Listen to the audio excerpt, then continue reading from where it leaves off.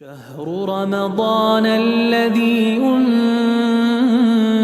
فيه القرآن۔ حضرت یہ فرمائیے کہ رمضان المبارک میں یہ وہ مہینہ ہے جس میں ہمیں اللہ کے زیادہ سے زیادہ قریب ہونے کا موقع ملتا ہے۔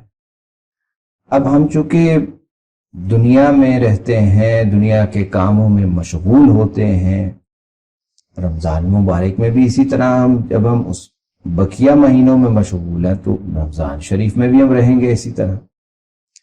تو ہم کس طریقے سے دنیاوی کاموں سے گریز کر سکتے ہیں؟ دیکھیے، سب سے پہلے تو یہ ڈیفائن کرنا پڑے گا کہ دنیاوی کام کیا ہوتا ہے۔ کاروبار پہ جانا، نوکری پہ جانا، اپنے ارد گرد تفریح کرنا۔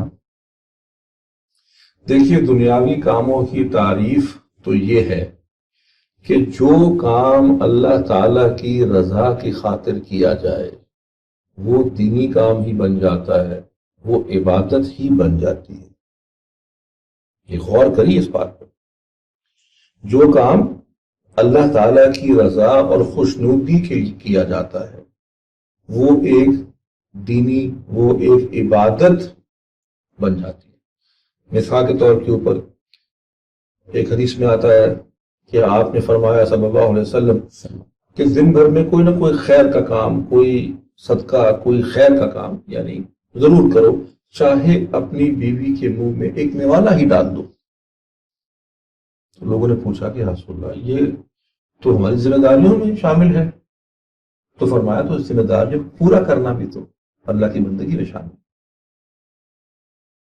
تو اگر ایک شخص، جیسے اللہ نے ہم پہ کسب رزق حلال فرض قرار دیا، آپ صلی اللہ علیہ وسلم نے اس پہ بہت اصرار کیا، تو رزق حلال اللہ کی رضا کے لیے کمانا، اس کے لیے محنت کرنا، اس کے لیے مزدوری کرنا، اس کے لیے ملازمت کرنا، اس کے لیے کاروبار کرنا، تو یہ بھی تو عبادت ہے۔ نیت کا فرق ہے۔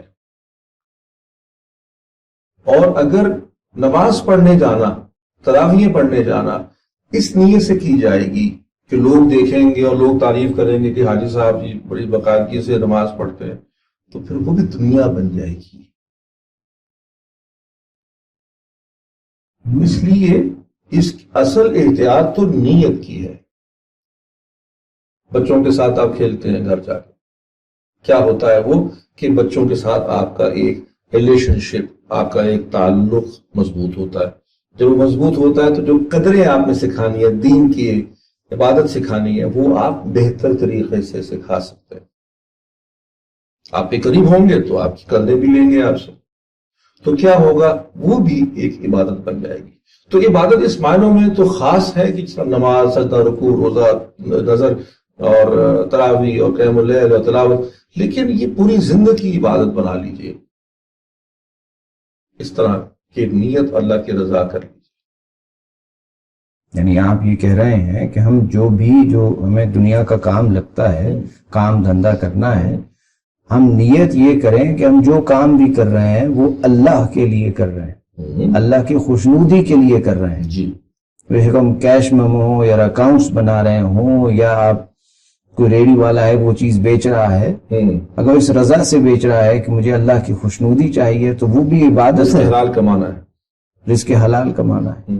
ایک احتیاط کرنی ہے اس میں، جو کام اللہ کی خوشنودی کے لیے کیا جائے تو پھر وہ اللہ تعالیٰ کے احکامات کے مطابق بھی کیا ہوا ہے۔